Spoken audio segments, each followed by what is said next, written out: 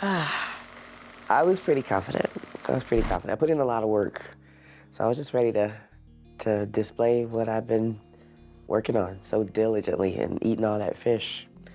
It's a motivating factor. I always get nervous before I go on stage, but like, to get me the rest of the way, I'm like, you know what?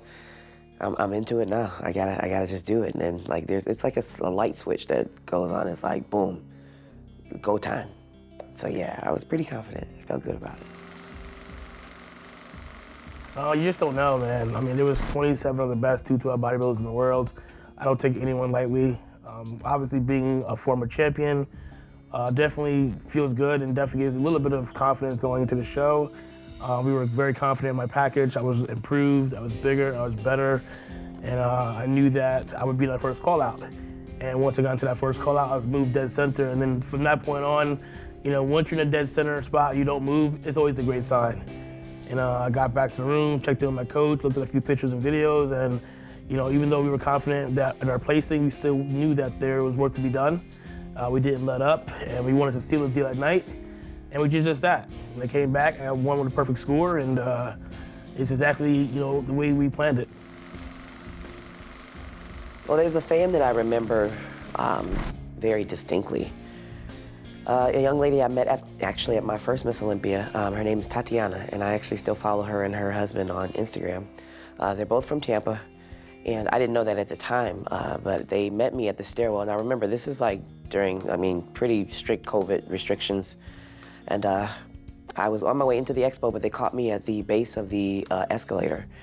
And he said, you know, could you take a picture with my wife? I'm really trying to, you know, get her encouraged to keep her on track to, you know, maybe if she doesn't want to compete, to at least be consistent in the gym. And so I talked to her for about 30 minutes, just telling her that, you know what, you've got the best teammate by your side. He's already pro. He can help you. Like, and if you don't want to do a show, just at least set a goal. But if you do a show, right, you've got the best person to push you because he's been there. He's done that. And one thing's for sure, your confidence is going to go up, and you're going to be in the best shape that you probably have ever been in. And you'll know after the first one whether you want to do it again or not, right? I mean, most people have a good sense of, you know, whether or not they want to do it again. And I left it at that. I gave her a hug, and then I went about my way. Fast forward 6 months later, I see her at the Tampa Pro, which has a amateur component to it. And I saw the husband, and I said, okay, well, where is it that I know, you know, you guys from? And she said, you know, you talked to us at the base of the escalator at the Olympia. And my mouth just dropped, because I looked and I was like, she looked like a totally different person. And she gave me a hug, and she said, you know, because of you, I'm doing my very first show this weekend. And I mean, I almost lost it. It was like, wow, it's crazy. That was just amazing to see. She took it as something that, you know, she could empower herself with and change her life. I mean, now she's training clients, and, you know, she's on this journey, which it's amazing to see somebody's life change like that. It's very inspiring. Shout out to Tatiana. Love you, girl. Yeah, I meet so many people from all over the world, and like I always say, we all have a story to tell. And I met a gentleman at the 2021 Legion, older gentleman, and he looked fine from the outside, but then he told me, you know, he almost died at one point in time. And by watching my videos and seeing me on stage, and encourage him to get back in the gym, get stronger, and fight the illness he was having. And he started to cry, I started to cry, and we just had a moment just like, and whenever I hear stuff like, you know, you saved my life, or you made me a better person because of you, I want to do a show, like, those things are why I do what I do. It's not the trophy, it's not the awards, it's not the shows, it's not the money, it's not any of that. It's being able to inspire someone, young or old, small, big, whatever the case may be. And that's why I'm a big advocate of doing expos and going to shows and all that, not to, like, you know, sign autographs and all that stuff, just to meet people. Be able to talk to someone, be able to inspire, be able to teach someone something. For me, those are the things that motivate me. So when people say, hey, you motivate me to do X, Y, and Z, like, no, you motivate me to keep going and doing what I do, so thank you guys. And it's so much, it's longer lasting, right? Yeah. When you look at people over the lifetime, like, I mean, who knows who else that person is able to encourage and inspire, right? It's a domino effect, and that's what you hope for, because you want the world to be a better place, but it starts with whatever it is that you can do individually. What do they say, reach one, teach one? That's it. Each one, teach one. Yeah, and then we can hopefully find a way to a better world to live in. Yeah. I personally wouldn't give myself any advice. I always believe that everything happens for a reason, and time is everything. So the person I was back then has enabled me to be and developing the person I am today. I went through a very tough life growing up. I wouldn't say tough, just different. You know, my family didn't always have a lot of money. We were struggling to eat some days. I didn't see my dad many days because my dad was a workaholic. I would see my dad like maybe 2 hours a day, if that. He wasn't very involved in my life. My mom was pretty much my mom and dad, really, you can say, because she was the one that got us to school, took us to events, made sure we did our homework the whole 9 yards. And again, I wouldn't see my dad was a bad person because he worked so much to provide for the family. You know, at one point in time, we lived in a shelter. You know, and I think those things, again, made me stronger, made me into almost like a man earlier than I should have been. And like I said, like I wouldn't change anything because it made me who I am today. Only thing I would have liked to have done maybe if I could was maybe start competing earlier. But besides that, you know, I wouldn't change a thing. I would probably tell myself to focus on not doubting myself. I think when you're in those teenage years, you're still trying to figure so many things out. And I think doubting myself sometimes caused me to shrink back into, you know, wanting to be quiet and wanting to be in the background or not wanting to participate. Like I skipped school a lot. I wasn't popular in high school and I felt like I didn't fit in, right? So it almost makes bodybuilding an extension of, right, not fitting in because it's like, yeah, we're what we do with bodybuilding, it's not, yeah, we don't, and now I embrace it, yeah, right, because we don't fit into a mold. It's not every day you go and see people who are extremely muscular. So I mean, you know, it did give me at least the segue to kind of get into bodybuilding, and that journey started from being more, you know, reserved and kind of, you know, within. But I would tell myself, you know, don't be afraid to go out and try and be a little more active with participating with certain things, because I think I could have blossomed a lot sooner had I not been so reserved or taken a chance to dive into doing more things to explore. Yeah, I was just more interested in like not being in school because I just didn't, again, I didn't feel like I fit in. So it was like, you know, I would rather skip school. And I mean, thank God, it's kind of like I got divinely guided because I got caught skipping class and I had a car, so I pulled back in the lot, and then the security officer took me to the office and called my mom. I had to go to court. I had to go before a judge, like for truancy, and like I had to report to the court like every semester, like attendance and report card. So I mean, by that time I had to like buckle down. But yeah, I wish I would have been more active into, even then I still wasn't applying myself. I wish I would have been more active in seeking out certain opportunities as a teenager. Yeah.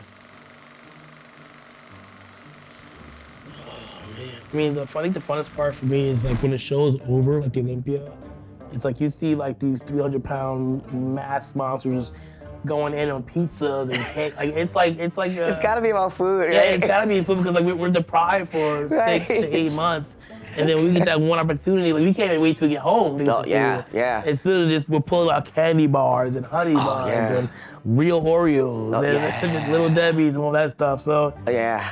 And I think that's, part of that is like, you think you can eat all that food, but you can't. No. So like, I remember like after I got my, I competed at North Americans, and that was my first time competing at a national level show. Mm-hmm. Now I had pretty much, that was my first time working with my coach, and we did like the whole fish thing, and it was like, I don't want to see fish. And they've got this Texas Day Brazil. Oh man, and at that point I hadn't had any red meat for like 6-7 years. And I had a bite of a lamb chop. Oof. And all I ate for the rest of that night was lamb chops for like meat. And I got so stuffed.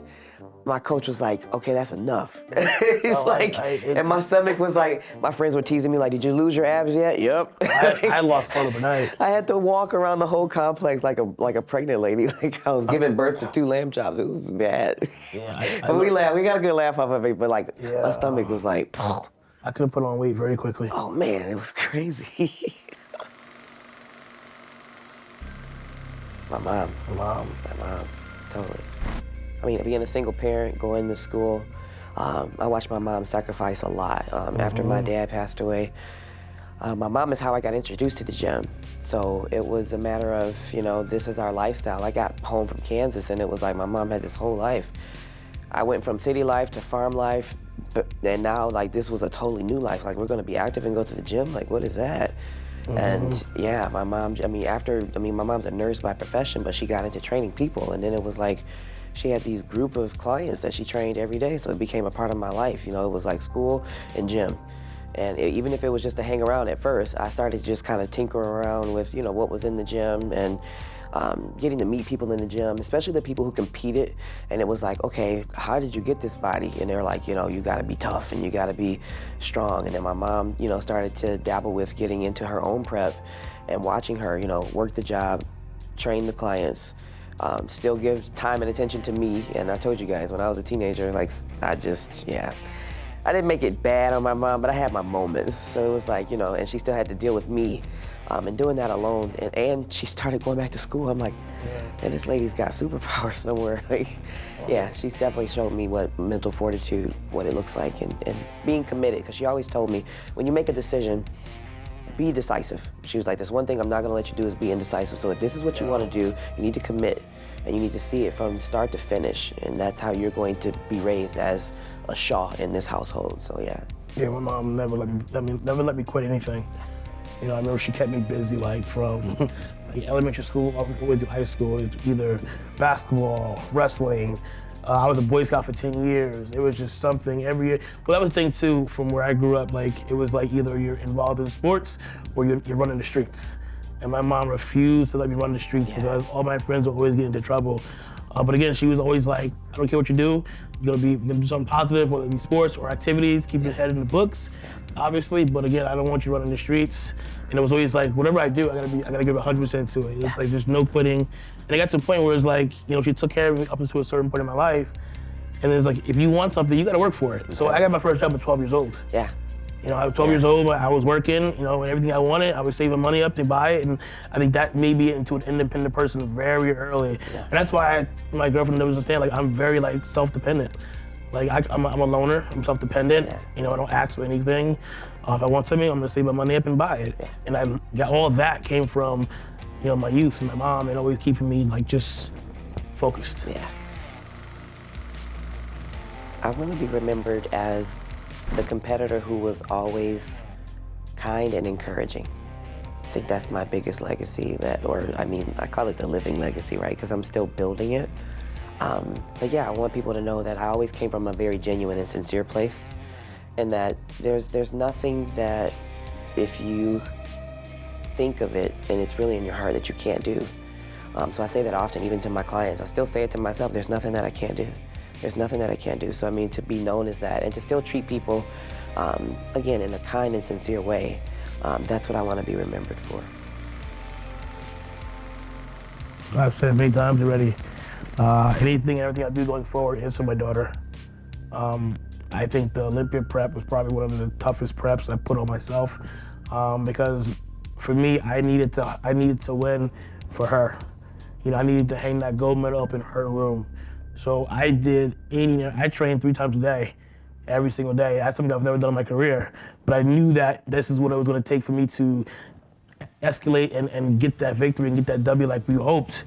But yeah, no, for sure, man, like it was just like, when she was born, it was like, I feel like I was a grown up. Like it's time for me to grow up now. For all these years competing, for 18 years, it was all about me, me, me. Now I have this little girl I have to provide for, be an educator for, a teacher, a mentor, a father. It's for her now.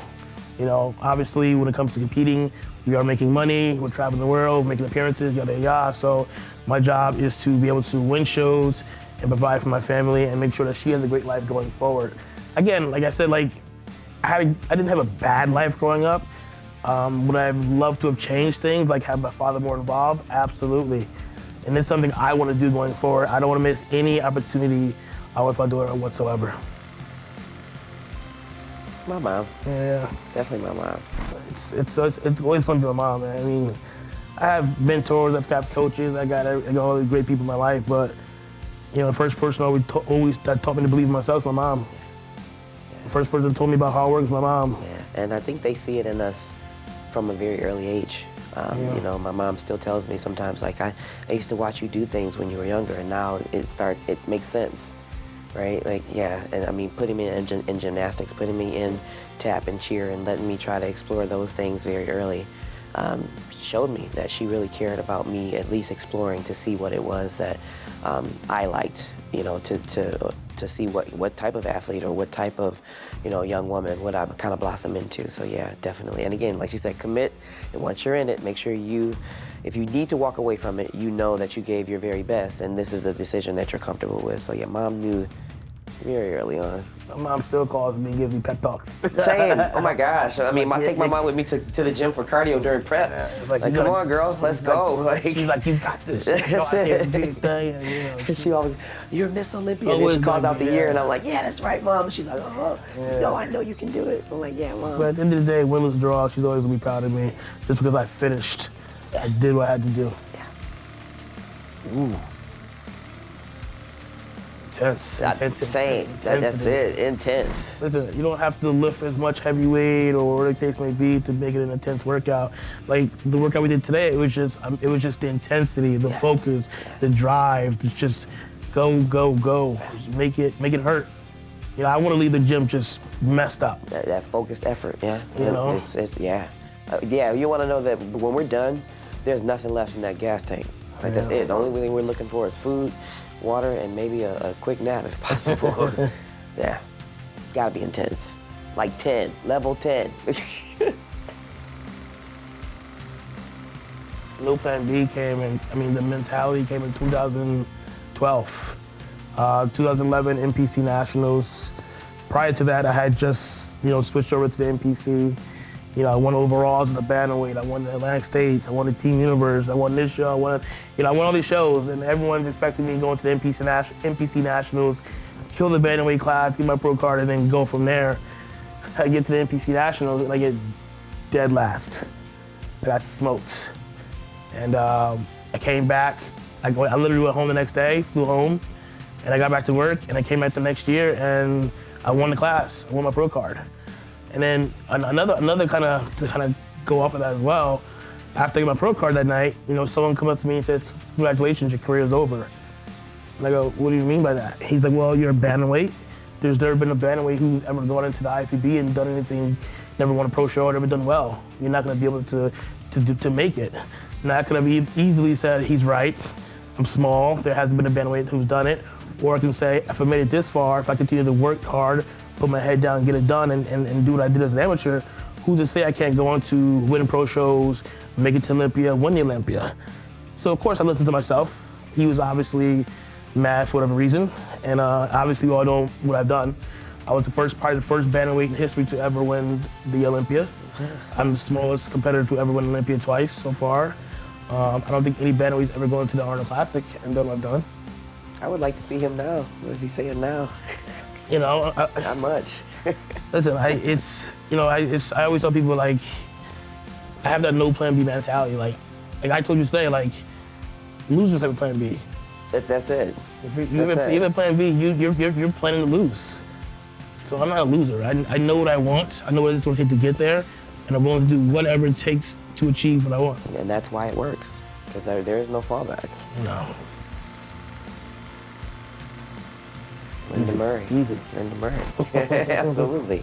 She just has a poise and a grace about herself, and she's made it a point to, and this is she kind of helped me notch out certain parts of like my legacy with wanting to continue to be kind and still inspire people to take the best care of their bodies, but she has found a way in her sincerity and in her genuineness to be relevant even still in retirement. So that's what to me makes her, she's still a promoter, and she puts on shows to promote athletes to get in their best shape, get on stage, let's see what you're working with, right?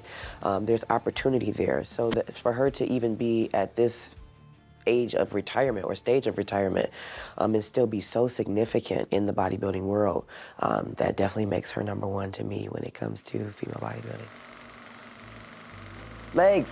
Chest or calves. Black guys don't have calves, so show them the calves. Ooh. I think I first had the knowing that I could go far and make it to the Olympia stage probably around 2016. By this time, I had taken an 8-year break from figure, but I still kept training, right? So, I mean, 8 years, a lot of people they're like, what? It's like, yeah, it's 8 years, but that time just kind of went by because my mind was just whether I competed or not, I was still gonna work out. So one day I just kind of looked up into, like, whoa, like, wow, I've got like some muscle here. Like I'm seeing striations, and a friend of mine in the gym approached me, and now he used to play for the NBA, and I know him and his wife very well. And he said, man, you know what? You just have been given what most people wish they could have. He's like, well, what God has given you, are you just not gonna do anything with it? And then I thought about it, and I had to like pause for a second. I was like, man, he's right. Over these last 8 years, like my body had changed so much. I've been training. I got up to training like 7 days a week because I love it, right? Because I said, whether I compete or not, I'm still gonna train.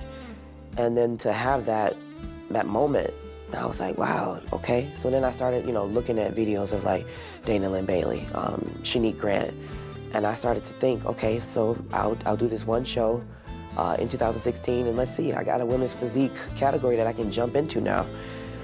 And I came in 4th, but then I'm like, you know what? If I hire a coach, how much further could that take me? And then I thought, you know what? I'm gonna aim high. I'm gonna see how far I can take this.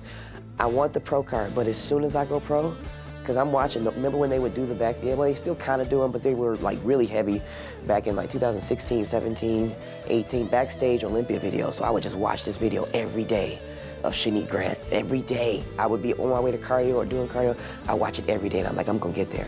I'm gonna get there. I know I gotta start from this pro card, but I know now that I got what it takes to be an Olympian. Michael Jordan? Yeah, totally Michael Jordan. For me, I would say Jordan, Linda Murray, and I have a very strong fondness of Jay Cutler. Jay Cutler is a different type of animal with his business savvy and how I feel like him and Linda Murray are almost like, the equal but opposite, because I mean, for them to be retired, and again, you tell people that they're coming, they will pack the place out. It's insane. You hope to, as an athlete, to be retired and still have that type of appeal and draw for people. And I think that for me, those top 3, I mean, Jordan's the GOAT, right? That's just... Who's that? Jordan, his mindset. I mean, his mindset is just something like I've never seen in an athlete before, ever, of anybody. Yeah. And I admire that. I definitely admire that, because he knows how to push people and himself. That makes him very unique in that way. And Jordan, I would say for sure. Dexter Jackson, for me, is the GOAT of all GOATs when it comes to bodybuilding. Even though people will tell me I'm wrong. He's a vampire. It is what it is. For me, he's the GOAT. And wow, I give all credit to Ronnie Coleman, just because the guys pretty much can't even walk, and he's still out there just making it happen. Still out there training. It's just like what more motivation do you need to see a guy who can't even walk without crutches, but he's still in the gym doing legs and doing back and doing all other stuff? Like, what's your excuse at this point in time? Right? So. I still got to throw Lee Haney in there too, though. Yeah. I mean, Ronnie Coleman and Lee Haney, Jay, I mean, these are guys, again, they're still putting on shows for athletes, Linda, right? And they know how important it is to give an athlete that opportunity to really put in some work, make changes where necessary based on judges' feedback, because that all plays a role into the development of success or moving into success. Because when you have an opportunity to work on something, whether it's for 8 weeks, 5 weeks, whatever, between shows even, that's a huge advantage to the athlete to getting to the next goal. Yeah. Jordan 4 breads. They are mostly black suede with red and gray highlights. Those are my absolute favorite Jordans of my entire collection, probably. Effective communication. Yeah, that's definitely one. Honesty. Yeah, loyalty. Yeah, good one. That's one thing that's missing in this sport, unfortunately. Communication, loyalty, and just being honest. You know, I keep my circle very, very small. You know, obviously with bodybuilding, I mean, there's people who come out. I'm sure you found this already. That people come out the woodwork. Yeah. I got elementary school friends and teachers I've never even talked to since elementary school. Hey, doing great. You look phenomenal. I'm like, where the fuck were you 15 years ago when I was losing everything? You know, so I keep my circle very small, but no, like for sure, honesty, loyalty, and communication are very big for me. I'd have to co-sign on that for sure.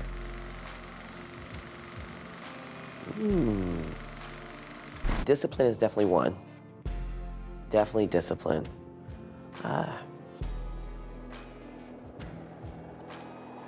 I have to go back to being an effective communicator too, because I mean, in this sport, the people that are, or that do make up like your tribe, right? You need to be able to communicate with them about what's going on with you.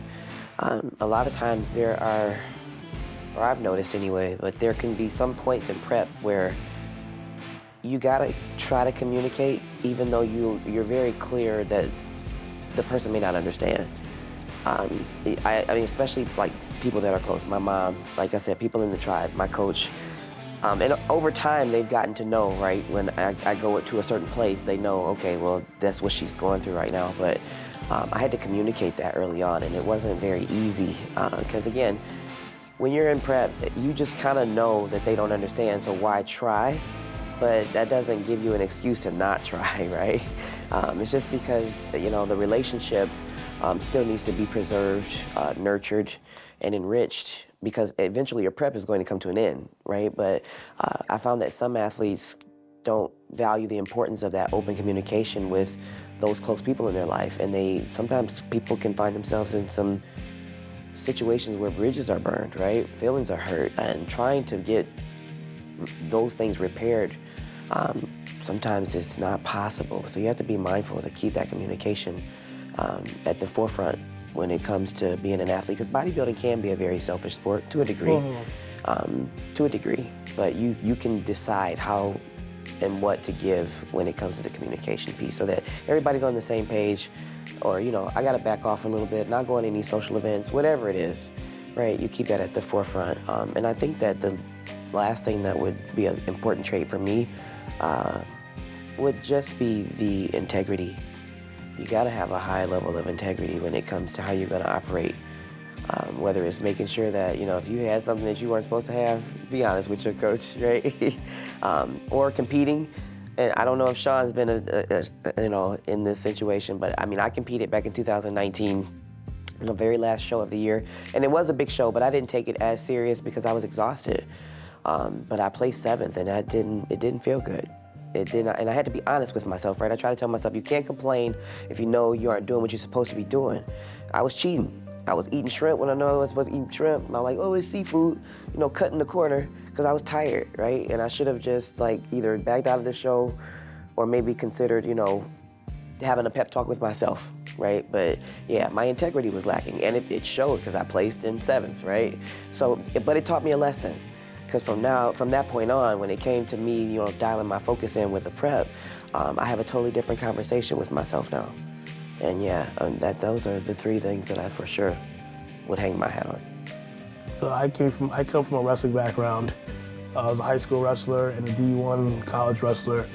And I for sure owe everything in bodybuilding that I do now to my wrestling career, because it made me very headstrong, very disciplined, crazy work ethic, and it just made me consistent in everything I was doing. And I always had balance in my life, you know, and now being a father, I have to have even more balance now, you know, having to balance my family and bodybuilding, you know, whole 9 yards. But if I had to pick 3, again, coming from the wrestling background, definitely work ethic. You know, I wasn't afraid to put in the extra work, put in the extra time, and do what I had to do. Discipline, you know, like she's saying, eating what is on my meal plan, nothing more, nothing less. And just being focused and consistent and not missing a day, not missing a meal, not missing a cardio session, not missing anything. Because I always say to myself, I got to do what they're not doing. You know, I got to do what they're not doing. Because if I'm missing anything, I know that person's training a little harder than me or posing a little hard, posing what I should be posing the whole 9 yards. So again, I can't let them beat me. That's so right. Go. I think when you operate from that place of integrity, right? If you don't place it where you want it to, then you know it wasn't something that you neglected to do, right? You upheld a certain level and standard of integrity to do those things, and you know that's just something that you learn from. So then you look, okay, what else can I do versus what you didn't do, right? Yeah. Oh man, for me, I mean, being a part of Mutant is, it's an opportunity of a lifetime. Now, I got into female bodybuilding thinking, you know, maybe there aren't any more opportunities for female bodybuilders to be a part of things like this. But I was hopeful, but I wasn't quite certain that it would ever happen. So being on the team now, it's like, I keep saying, I'm telling my mom, I'm like, this is like the opportunity of a lifetime. Are you kidding me? Like, that's like a dream. It's amazing. It's amazing. And it's like I'm really starting to see like more fruits of the labor and the sacrifice. And I feel like it's such a blessing to be a part of the team. And I mean, after being around everybody, I'm home.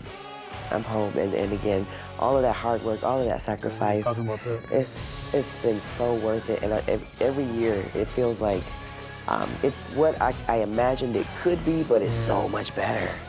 Yeah. It's amazing. So thankful. Well, I've been an unofficial member since 2015. Unofficial. Listen, I followed Mutant since 2014. You know, Ron, George, Matt. You know, I've followed this guy. They can tell you I harassed them every single opportunity I had. Hey, still want to come on the team. Still want to be part of the team. And it was just literally, I was one of the biggest fans. I bought the supplements. I bought the apparel. I was wearing it. Again, I was still an unofficial member of the team. But you know, when Jim and I talked, a couple months ago about coming on board officially, like, it wasn't even like going back and forth in the session. It was like, yes. And I literally told my girlfriend, I think I cried, but it was like, it finally happened. Like, this has been like the dream of all dreams for me to work in one of the OG brands, because I've watched you guys, I've studied how you guys work, and for me, I need to be with a team that, one, utilizes their athletes, and two, keeps their athletes. And there are very few companies that do that. Yeah. You're one of them that does that, and that's one of the reasons why I've wanted to be a part of this. See how you guys interact with one another, how you guys hang out, train together. Like, that's the family-oriented way I wanted to be involved with you guys. So when I got the call from Jim, it was a no-brainer. It was like, yes, when do I start? Yeah. When do I sign? Yeah. And now I'm being here, it's like, I'm just continuing with being an unofficial member to now being an official member. Right. And it honestly feels really good. Like I told my girlfriend, I'm like, I actually put it in the magazine, like, I'm home. This is it. Yeah. I'm not going anywhere else unless you guys fire me. But, right. But I'm not going anywhere. This is home for me until the day I walk away, and beyond that. Yeah. So. And we've had conversations about that. We talked about this yesterday about being home. We're not leaving. We're not leaving. We're here. Like, this. We were in the kitchen yesterday talking about it. Yeah. And it was like, after I met Jim, I mean, the whole squad was great, right? Yeah. And it was like, once I met Jim, it was like, that was the cherry on top. I was just like, okay, so cool, man. I know if I need you guys, you're there. You're there, and vice versa. Like, there's no question in my mind. It's rare to see, owner actually in the trenches, being a part of the expos, being there. Yeah. That's rare. You don't see that. Yeah. Most owners are sitting home and sending their workers or employees to handle things. Jim was right there at the expo, at the booths, driving with the team, doing it. That's rare. Exactly. And he actually cares. And exactly. You took the words right out of my mouth. Like, he will have a conversation with you on any level. I've asked Jim so many questions about, the beginnings of the company and what it's been like to take risks, right? Because even with what we do, right, we put ourselves out there, there's so much effort and energy invested, right? Like, okay, did you ever think it would be what it is now? Because, like, when we did the factory tour today, it was like mind-blowing. Yeah. It's like, wow, when you have a vision and you've got the right people behind you, like, there's nothing that can stop you. And that's what I feel Mutant embodies. I mean, They yeah, embody that. Jim has a great team. Yeah, exactly. Heather, Sam, George, Luke, the whole entire, I mean, literally, I can have everyone's phone number. I can call, Ron, text, Dusty, right? whatever I need to. Yeah, You know, the it's whole just, squad. it's a rare thing in our industry. Like I said, this industry is very cutthroat. It's everyone looking out for themselves, but you guys look out for each other. Yeah. And I want to thank you guys for having me on board. Yeah, same.